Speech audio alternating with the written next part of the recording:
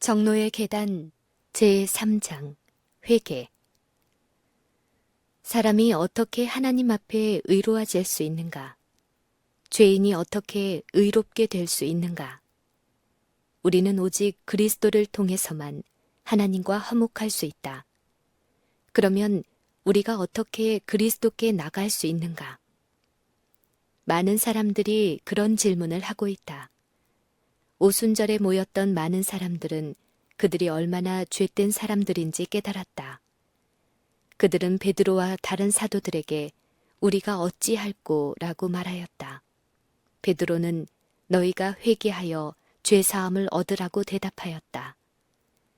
그는 다시 며칠 동안 동일한 질문에 대하여 그러므로 너희가 회개하고 돌이키라고 대답했다. 회개한다는 것은 죄를 슬프게 여기고 죄에서 떠나는 것을 의미한다. 죄가 얼마나 가증한지 알지 못하면 우리는 죄를 버릴 수 없게 될 것이다. 우리가 죄에서 돌아서기로 작정하기 전에는 우리 생애에 진정한 변화가 생길 수 없다. 많은 사람들은 진정한 회개를 이해하지 못한다. 수백만의 사람들이 죄를 지은 것을 후회한다. 그들은 그들의 잘못이 자기들에게 고난을 초래할 것을 두려워한 나머지 그들의 비행을 고치기도 한다. 그러나 그것은 성경이 회개하라고 말해주는 그 방법이 아니다. 그 사람들은 다만 죄가 그들에게 가져다 줄 고난 때문에 슬퍼하는 것이지 죄 자체를 슬퍼하는 것이 아니다. 에서는 그의 죄 때문에 아버지의 축복과 재산을 영원히 잃어버린 것을 후회했다. 발람은 그의 앞에 칼을 들고 서 있는 천사를 보았을 때 두려워했다. 그는 내가 죄를 지었다고 말했다. 그는 생명을 잃어버릴 것을 두려워했다. 그러나 그는 죄를 진정으로 슬퍼하지는 않았다. 그는 자기의 마음을 바꾸거나 그가 하고자 계획한 일을 가증히 여기지도 않았다. 가룟 유다는 그의 주님을 죽이고자 작정한 자들에게 그분을 팔았다. 그리고 그는 내가 무죄한 피를 팔고 죄를 범하였다고 부르짖었다. 이 고백은 벌이 무서워서 그의 죄된 마음에서 불갑을 하지 않을 수 없었던 것이었다. 그는 완전하신 하나님의 아들을 팔아서 죽게 한 데 대하여 절실하고 가슴이 터질 듯한 슬픔을 느끼지 않았다. 그는 예수님, 곧 이스라엘의 거룩한 분을 배반한 것을 진정으로 후회한 것이 아니었다. 애구방 바로는 하나님께 벌을 받을 때 죄를 지었노라고 자발적으로 말했다. 그는 더 큰 고통과 손실을 면하기를 원했다. 그러나 고통이 끝나자마자 그는 다시 하나님을 대적하게 되었다. 이 모든 사람들은 죄의 결과를 슬퍼했으나 죄 자체를 슬퍼하진 않았다. 우리는 하나님의 성령의 감동에 굴복할 때 양심이 각성된다. 우리는 하나님의 율법이 신성하다는 것과 그것이 우리의 온 생에 관련이 된다는 것을 알고 있다. 우리는 이 율법이 하늘과 땅에서 하나님 정부의 기초가 된다는 것을 안다. 예수님은 참빛, 곧 세상에 와서 각 사람에게 비추는 빛이시다. 이 빛은 마음의 은밀한 곳을 비추어주고 숨은 생각을 드러내준다. 우리는 하나님이 의롭다는 것을 알고 있다. 우리는 죄 많고 부정한 그대로 마음을 살펴보시는 하나님 앞에 나오기를 두려워한다. 그리고 우리는 하나님의 사랑, 그분의 성결의 미, 그분의 순결의 기쁨을 본다. 우리는 깨끗하게 되어 하나님과 다시 대화하기를 원한다. 큰 죄를 지은 후에 드린 다윗의 기도는 그의 진정한 슬픔을 알려준다. 그의 회개는 진지하고 철저했다. 그는 그의 잘못을 적게 보이게 하고자 노력하지 않았다. 그는 그가 한 일의 결과를 회피하고자 하지 않았다. 다윗은 그의 죄가 크다는 것과 그의 마음이 불결하다는 것을 알았다. 그는 자신의 죄를 증오했다. 그는 용서는 물론 정결한 마음을 위하여 기도했다. 다윗은 성결하게 되는 기쁨을 얻기를 바랬다. 그는 하나님과의 조화를 회복하기를 원했다. 그는 허물의 사함을 얻고 그 죄의 가리움을 받은 자는 복이 있도다. 마음에 간사가 없고 여호와께 정죄를 당치 않는 자는 복이 있도다 라고 기록하였다. 하나님이여, 주의 인자를 좇아 나를 긍휼히 여기시며 주의 많은 자비를 좇아 내 죄가를 도말하소서. 나의 죄악을 말갛게 씻기시며 나의 죄를 깨끗이 제하소서. 대저 나는 내 죄가를 아오니 내 죄가 항상 내 앞에 있나이다. 나를 정결케 하소서. 내가 정하리이다. 나를 씻기소서. 내가 눈보다 희리이다. 하나님이여, 내 속에 정한 마음을 창조하시고 내 안에 정직한 영을 새롭게 하소서. 나를 주 앞에서 쫓아내지 마시며 주의 성신을 내게서 거두지 마소서. 주의 구원의 즐거움을 내게 회복시키시고 자원하는 심령을 주사. 하나님이여, 나의 구원의 하나님이여, 피 흘린 죄에서 나를 건지소서. 내 혀가 주의 의를 높이 노래하리이다. 그와 같은 회개는 우리의 힘으로 할 수 없다. 회개할 수 있는 힘은 오직 그 선물을 하나님께서 우리에게 가져다 주시는 그리스도에게서 온다. 많은 사람들은 회개를 이해하지 못하며 예수님께서 그들에게 주고자 원하시는 도움을 받지 못한다. 그들은 그들이 먼저 회개하지 않으면 예수님께 올 수 없다고 생각한다. 그들은 회개가 그들의 죄를 용서받기 위한 길을 준비해 준다고 믿는다. 사람이 용서받기 전에 회개해야 한다는 것은 사실이다. 그러나 오직 자신의 죄를 진정으로 뉘우치는 자만이 구주의 필요를 느낀다. 그렇다면 죄인이 회개한 후에야 비로소 예수님께 나올 수 있는가? 회개는 죄인과 구주를 가로막는 장애가 되어야 하는가? 성경은 죄인이 예수님께 나오기 전에 회개해야 한다고 가르치지 않는다. 그리스도께서는 모든 사람을 초청하시며 수고하고 무거운 짐진 자들아, 다 내게로 오라.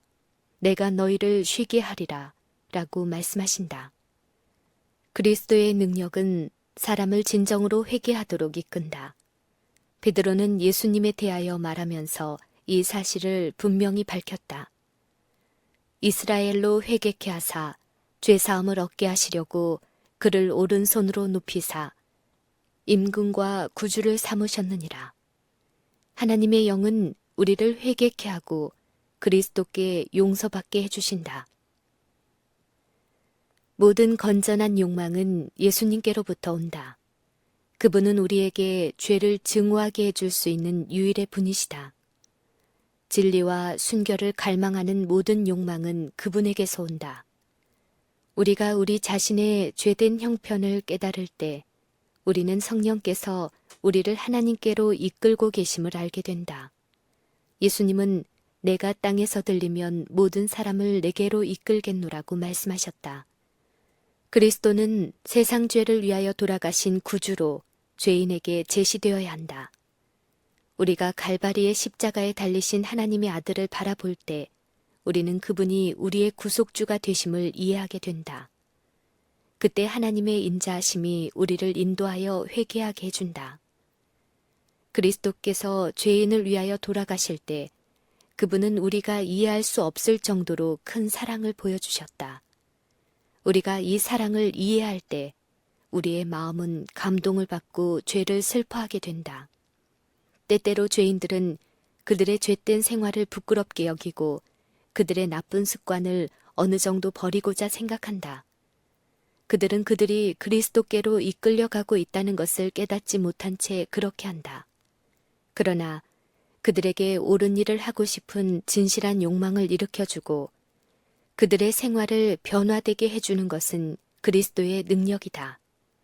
그분의 성령께서 그들의 양심을 각성시켜주고 그들의 생애에서 결함들을 제거해 주신다. 그리스도께서는 죄인들을 이끄셔서 당신의 십자가를 쳐다보게 하며 그들의 죄가 그분을 돌아가시게 했다는 것을 깨닫게 해주신다. 그들의 양심에 번민이 생긴다. 그리하여 그들은 그 죄들의 진상을 사실대로 깨닫게 된다. 그들은 그리스도의 의에 대하여 무엇인가를 깨닫기 시작한다. 그들은 부르짖는다. 죄가 무엇인가? 왜 그리스도께서 돌아가셔야 했는가? 이 모든 사랑과 고난이 우리의 생명을 구원하기 위하여 요구되었는가? 우리에게 영생을 주시기 위하여 예수님께서 이 모든 고난을 당하셨는가? 죄인이 하나님의 사랑을 거절하고 예수님께 이끌려 가기를 거부할 수도 있다. 만일 그가 저항하지 않으면 그는 그분께로 이끌려 갈 것이다. 그는 죄인들을 구원하기 위한 하나님의 계획을 깨닫게 될 것이다. 그는 하나님의 사랑하는 아들에게 고난을 준 죄를 회개할 것이다. 천연계를 통치하시는 하나님은 또한 사람들에게 말씀하신다. 그분은 그들이 소유하고 있지 않은 무엇인가에 대한 큰 욕망을 그들에게 주신다. 세상의 사물이 그 욕망을 충족시킬 수 없다. 하나님은 사람들을 예수님의 은혜와 성결의 기쁨을 갈망하도록 이끄신다. 오직 그것들만이 평안과 안식을 가져다 줄 것이다. 우리 구주께서는 언제나 사람들의 마음을 죄에서 떠나 그리스도께서 주실 무한한 축복 속으로 이끌고자 하신다. 많은 사람들이 행복을 찾고자 세속적 쾌락으로 돌아간다. 하나님은 그들이 세상의 더러운 물을 마시고 있다고 말씀하신다.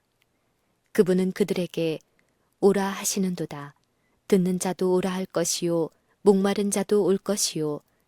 또 원하는 자는 값없이 생명수를 받으리라고 초청하신다. 우리는 이 세상이 줄 수 있는 것보다 더 좋은 무엇을 원할지도 모른다. 하나님께서는 우리에게 이런 욕망을 불러일으켜 이를 통해 말씀하신다. 우리는 그분께 회개의 마음을 달라고 구하고 그리스도의 무한한 사랑과 완전한 순결을 보여달라고 구해야 한다. 구주의 생애는 하나님과 사람에 대한 사랑을 보여주심으로써 하나님의 율법을 알려준다. 예수님의 사랑은 이타적이고 부드러웠다. 우리는 우리 구주를 바라보고 그분에게서 오는 빛이 우리에게 비칠 때 우리가 얼마나 죄스러운 사람인지 깨닫게 된다. 니고데모는 어느 날 밤 자신의 생애는 완전하고 자신의 품성은 선하다고 생각하면서 예수님께 나왔다. 그는 일반 죄인처럼 와서 자신을 하나님 앞에 낮출 필요가 있다고 생각하지 않았다. 우리 역시 니고데모처럼 우리의 생애가 의롭기 때문에 하나님 앞에 우리 자신을 낮출 필요가 없다고 생각할 수도 있다. 그러나 그리스도께서 오는 빛이 우리의 마음을 비추게 되면 우리가 순결하지 못하다는 것을 깨닫게 된다. 우리는 하나님과 원수가 되어 있고 생애의 모든 행동이 이기적이라는 것을 깨닫게 된다. 우리가 하나님의 선하심을 깨달을 때 우리의 의가 마치 더러운 옷과 같다는 것을 알게 될 것이다. 오직 그리스도의 희생만이 우리의 죄를 제거해주고 우리를 깨끗하게 해줄 수 있다. 오직 그리스도만이 우리의 생애를 변화시켜 마침내 우리가 그분과 같아지게 해줄 수 있다. 하나님의 영광에서 오는 한 줄기의 빛은 우리의 결말이 무엇인지 우리에게 알려준다. 그리스도의 순결은 우리의 생애가 부정하다는 것을 깨닫게 해준다. 그것은 품성의 모든 오점과 약점을 밝히 보여준다. 그것은 우리의 악한 욕망과 우리의 불성실한 마음과 우리의 더러운 말을 나타내준다. 하나님의 영은 우리가 하나님의 율법을 순종하고 있지 않다는 것을 우리에게 보여준다.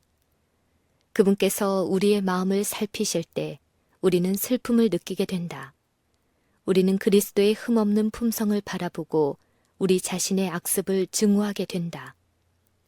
선지자 다니엘은 하늘에서 그를 찾아온 천사를 대면했다. 그는 천사의 주위에서 영광이 빛나고 있는 것을 보았다. 다니엘은 그의 약점과 불완전함을 생각하고 압도당했다. 그는 내 몸에 힘이 빠졌고 나의 아름다운 빛이 변하여 썩은 듯하였고 나의 힘이 다 없어졌다라고 기록했다. 우리는 하늘에서 오는 이 영광을 볼 때 반드시 우리의 이기심과 자아를 사랑하는 마음을 증오하게 될 것이다. 우리는 그리스도의 의를 통하여 마음의 순결을 찾게 될 것이다. 우리는 하나님의 율법을 지키고 그리스도와 같은 품성을 갖기를 원할 것이다. 바울은 자기 자신의 의에 관해서 율법의 의로는 흠이 없는 자로다 라고 기록하였다. 바울은 율법에서 말한 바에 비추어 볼 때 자신에게서 결함을 발견할 수 없었다. 그러나 그가 하나님께서 율법을 보시는 것처럼 율법의 깊은 의미를 바라보았을 때 그는 자기 자신을 하나님께서 보시는 것처럼 보았다. 그는 겸비해지고 자신의 죄를 고백하였다. 바울은 전에 법을 깨닫지 못할 때에는 내가 살았더니 계명이 이름에 죄는 살아나고 나는 죽었도다 라고 기록하였다. 바울은 율법이 얼마나 거룩한지 깨달았을 때 죄가 무서운 것으로 보였다. 그는 더 이상 교만하지 않았다. 하나님께서는 모든 죄를 동일하게 보시지 않으신다.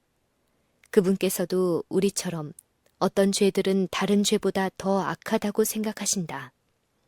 어떤 잘못은 우리에게 작은 것처럼 보인다. 그러나 하나님께서 보실 때는 작은 죄란 하나도 없다. 사람의 판단은 흔히 잘못된다. 그러나 하나님께서는 사물을 사실 그대로 보신다. 사람들은 술주정뱅이를 싫어하고 그가 하늘나라에 들어갈 수 없다고 말한다. 그러나 교만과 이기심과 남의 물건을 탐하는 것 등에 관해서는 흔히 아무런 말도 하지 않는다. 그렇지만 그것들은 하나님께 거슬리는 죄들이다. 왜냐하면 그것들은 하나님의 사랑의 품성에 너무나 반대되기 때문이다. 이타적 사랑은 하늘의 본질의 일부이다. 큰 죄를 범한 사람은 수치심을 느낄 것이다. 그는 그리스도의 은혜가 필요함을 느낄 것이다. 그러나 교만한 사람은 아무런 필요도 느끼지 않는다. 왜냐하면 교만은 그리스도와 그분께서 오셔서 주시고자 한 많은 축복들에 대하여 마음의 문을 닫아버리기 때문이다. 예수님께서는 얼굴을 들지 못하고 하나님이여 불쌍히 여기소서 나는 죄인이로소이다 라고 기도한 세리에 관한 이야기를 하셨다. 그는 자기 자신을 나쁜 사람으로 생각했으며 다른 사람들 역시 그를 그와 같이 보았다. 그는 구주의 필요를 느끼고 죄와 수치의 짐을 지고 하나님께 나왔다. 그는 하나님의 자비를 구했다. 그는 하나님의 성령께서 마음속에 들어오셔서 죄의 세력에서 그를 해방시켜 주시도록 마음의 문을 열었다. 그리고 예수님께서는 자신이 다른 사람과 같지 않음을 하나님께 감사한 바리새인에 관하여 말씀하셨다. 그의 기도는 그의 마음이 하나님의 성령에 대하여 닫혀 있다는 것을 보여주었다. 그는 하나님께로부터 멀리 떠나 있었기 때문에 자신이 얼마나 죄 많은 사람인지 알지 못했다. 그는 자신의 생애를 하나님의 거룩한 생애와 비교하지 않았다. 그는 아무런 필요를 느끼지 않았으므로 아무것도 받지 못했다. 우리가 죄인임을 깨달을 때 우리는 우리 자신이 개선되기까지 기다리지 말아야 한다. 우리는 우리가 그리스도께 나오기에 충분하리만큼 선하지 못하다고 생각할 수도 있다. 그러면 우리가 우리 스스로의 선행으로 개선되기를 기대할 수 있는가? 구스인이 그 피부를, 표범이 그 반점을 변할 수 있느뇨? 할 수 있을진데 악에 익숙한 너희도 선을 행할 수 있으리라. 오직 하나님께만 우리에게 필요한 도움이 있다. 우리는 변화하라는 요구를 받거나 우리가 좋지 못한 기질의 지배를 제어하게 되기까지 기다려서는 안 된다. 우리 스스로 아무것도 할 수 없다. 우리는 우리의 현실 그대로 예수님께 나가야 한다. 하나님은 위대한 사랑과 자비를 갖고 계시다. 우리는 우리가 그분의 은혜에서 돌아설지라도 그분께서 우리를 구원해 주실 것이라고 생각할 수 없다. 우리는 예수님의 십자가를 바라보지 않으면 죄가 얼마나 무서운 것인지 깨닫지 못할 것이다. 사람들이 하나님께서 너무 자비하시기 때문에 죄인을 죽게 하지 않으실 것이라고 말한다면 그들은 죄 때문에 죽어가시던 예수님을 바라봐야 한다. 우리는 다른 어떤 방법으로도 구원받을 수 없다. 예수님의 희생 없이는 우리가 죄의 세력에서 벗어날 수 없다. 그것이 없이는 우리가 천사들과 함께 하늘의 기쁨에 동참할 수 없다. 그리스도께서는 우리의 죄를 친히 담당하시고 우리 대신 고난을 당하셨다. 하나님 아들의 사랑과 고난과 죽음은 죄가 얼마나 무서운 것인지를 우리에게 보여준다. 우리는 그리스도께 나와야 한다. 왜냐하면 그 밖에는 죄에서 벗어날 수 있는 다른 길이 없기 때문이다. 하늘에서 생애할 우리의 유일한 희망은 우리 자신을 그리스도께 바치는 데 있다. 그리스도인이라고 공언하는 사람들을 바라보고서 죄인들은 때때로 다음과 같은 말로 그들 스스로를 변명한다. 나도 그들만큼 선하다. 그들은 나보다 더 착하게 행동하지 않는다. 그들은 나와 꼭 마찬가지로 쾌락을 좋아한다. 그들은 맘대로 행동하기를 좋아한다. 이와 같은 방법으로 죄인은 다른 사람들의 결점을 들어 자신의 의무를 수행하지 않는 데 대한 핑계를 한다. 그러나 다른 사람들의 결함이 어떤 사람들의 변명의 구실이 되지는 않는다. 주님께서는 죄 많은 사람들을 모본으로 삼으라고 우리에게 요구하지 않으신다. 흠없는 하나님의 아들이 우리의 모본으로 주어져 있다. 다른 사람들의 비행에 대하여 불평하는 사람들은 그들 스스로가 보다 좋은 생활의 길을 보여줘야 한다. 만일 그들이 그리스도인이 어떤 행동을 해야 된다는 것을 알고 있다면 그들의 죄는 더욱 크지 않겠는가? 그들은 무엇이 옳은 일인지 알고 있지만 그것을 실행하기를 거부한다. 우리는 죄에서 돌아서는 일을 지연시킬 수 없다. 예수님을 통하여 순결한 마음을 구해야 한다. 수천의 사람들이 기다리는 실수를 범해왔다. 그리하여 그것 때문에 그들은 영생을 상실했다. 지상에서의 생명은 확실성이 없다. 그것은 짧을 수도 있다. 하나님의 성령의 음성에 복종하기를 지체하고 죄악 속에 살기를 택하는 일에는 무서운 위험이 따른다. 하나님께 순종하는 일을 지체할 때 바로 이런 선택을 하게 된다. 죄가 아무리 작은 것일지라도 우리는 그것을 우리 마음에 머물도록 용납해서는 안 된다. 만일 우리가 그렇게 하면 우리는 큰 손실을 당할 것이다. 만일 우리가 죄를 정복하지 않으면 죄가 우리를 정복하고 우리를 멸망시킬 것이다. 아담과 하와는 금단의 과실을 먹는 것이 작은 일에 불과하다고 스스로 믿게 되었다.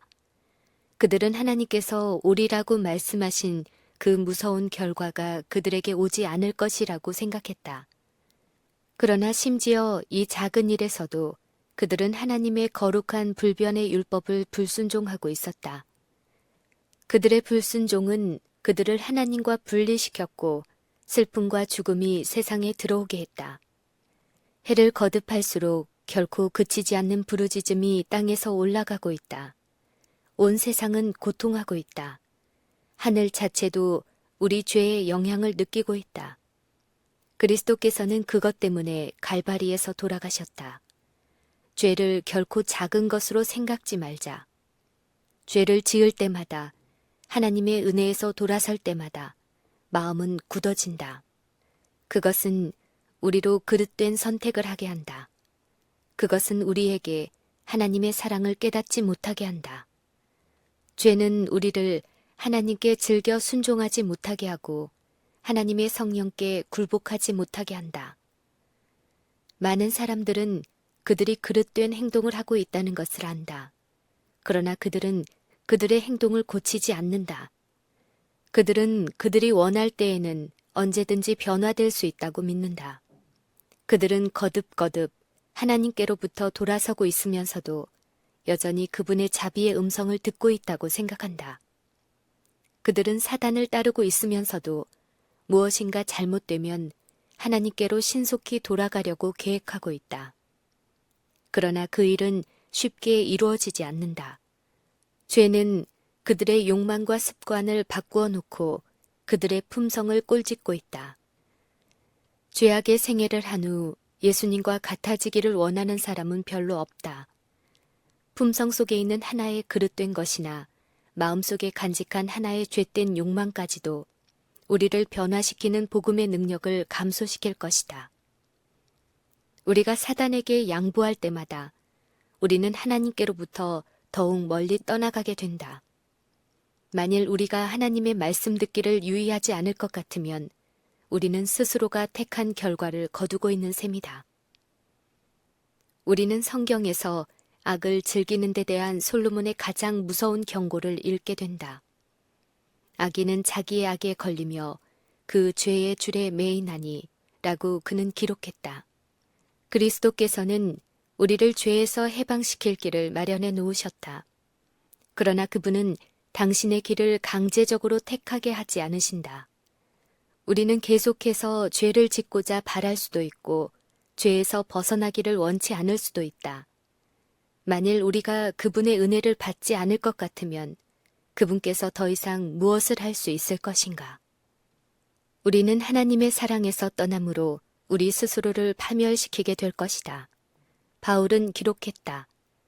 내가 은혜 베풀 때에 너를 듣고 구원의 날에 너를 도왔다 하셨으니 보라 지금은 은혜 받을 만한 때요. 보라 지금은 구원의 날이로다. 오늘날 너희가 그의 음성을 듣거든 너희 마음을 강팍해 하지 말라. 하나님께서는 사람은 외모를 보거니와 나 여호와는 중심을 보느니라고 말씀하셨다. 온갖 슬픔과 기쁨을 지닌 사람의 마음은 순수하지 못하다. 그 속에는 불결하고 부정직한 것이 많이 있다. 그러나 하나님께서는 우리의 소원을 아신다. 그분은 우리가 바라는 것이 무엇임을 아신다. 우리는 죄로 더러워진 그대로 그분께 나가서 모든 것을 다 보시는 그분 앞에 우리 자신을 펴놓아야 한다. 우리는 다윗처럼 말할 수 있다. 하나님이여 나를 살피사 내 마음을 아시며 나를 시험하사 내 뜻을 아옵소서. 내게 무슨 악한 행위가 있나 보시고 나를 영원한 길로 인도하소서. 우리 중 많은 수가 변화되지 않는 마음을 그대로 가지고 하나님을 영접한다. 우리는 하나님이여 내 속에 정한 마음을 창조하시고 내 안에 정직한 영을 새롭게 하소서라고 기도해야 한다. 우리는 우리 자신에게 정직해야 한다. 우리는 마치 우리의 생명 자체가 위험에 놓인 것처럼 이 일에 진지해야 된다. 그것은 하나님과 우리 사이에 그리고 영원히 해결되어야 할 문제이다. 소망만으로 우리는 구원받을 수 없다. 우리는 하나님의 말씀을 연구할 때 기도해야 한다. 그분의 말씀은 하나님의 율법을 우리에게 가르쳐 준다. 그것은 그리스도의 생애와 거룩하게 되는 길을 우리에게 알려준다. 모든 사람으로 더불어 화평함과 거룩함을 조치라. 이것이 없이는 아무도 주를 보지 못하리라. 하나님의 말씀은 무엇이 죄인지 우리에게 알려준다. 그것은 구원받는 길을 분명히 지적해준다. 우리는 주의 깊이 성경을 읽어야 한다. 왜냐하면 하나님께서는 성경을 통하여 우리에게 말씀해 주시기 때문이다. 죄가 얼마나 무서운 것인지 깨닫게 될 때 우리는 우리의 진상을 사실 그대로 보게 된다. 그러나 우리는 소망을 포기해서도 안 되며 소망 없이 살아서도 안 된다. 그리스도는 죄인들을 구원하기 위하여 오셨다. 우리는 하나님께서 우리를 사랑하게 하고자 애쓸 필요가 없다. 그리스도께서는 이미 우리에게 놀라운 사랑을 주셨다. 하나님은 그리스도 안에 계시사 세상을 자기와 화목하게 하셨다. 하나님께서는 당신의 따뜻한 사랑으로 당신의 자녀들의 마음을 당신 자신께로 이끌고 계신다. 어떤 육신의 부모들은 오래 참는다. 그러나 하나님께서는 우리의 결함과 실수를 이보다 더 오래 참으신다. 그분은 당신의 모든 자녀들을 구원하기를 원하신다. 그분은 부드럽고 친절하게 죄인들을 초청하여 하나님께로 오게 하시며 방황하는 자를 돌아오게 하신다. 하나님의 모든 약속과 모든 경고는 그분의 영원한 사랑을 우리에게 보여준다. 사단은 우리에게 와서 우리가 큰 죄인들이라고 말할 것이다. 그러나 우리는 우리의 구속자를 바라보고 그분의 선하심에 관하여 말해야 한다. 우리가 그분을 바라보면 그분께서는 도와주신다. 우리는 우리가 범죄한 사실을 안다. 그러나 우리는 사단에게 그리스도 예수께서 죄인을 구원하시려고 세상에 임하셨다는 것과 우리가 그분의 완전한 사랑으로 구원받을 수 있다는 것을 이야기해 줄 수 있다. 예수님은 시몬에게 두 빚진 사람에 관하여 질문하셨다. 한 사람은 그의 주인에게 작은 액수의 돈을 빚지고 다른 사람은 매우 큰 액수의 돈을 빚졌다. 주인은 두 사람의 빚을 다 같이 탕감해 줬다. 예수님께서는 시몬에게 어느 사람이 그의 주인을 더욱 많이 사랑하겠느냐고 물으셨다. 시몬은 제 생각에는 많이 탕감받은 자인이다 라고 대답했다. 우리는 큰 죄인으로 살아왔다. 그러나 그리스도께서 돌아가심으로 용서받을 수 있게 되었다. 무한히 고귀한 그분의 희생은 우리의 죄를 가리어 주기에 충분하다. 가장 많이 용서를 받은 자들이 그분을 가장 사랑할 것이다. 그들은 하늘에서 그분 곁에 가장 가까이 있을 것이다. 그리고 그들은 그분의 위대한 사랑과 무한한 희생에 대하여 그분을 찬양할 것이다. 우리는 하나님의 사랑을 충분히 깨달을 때 죄가 얼마나 무서운 것인가를 가장 잘 알게 된다.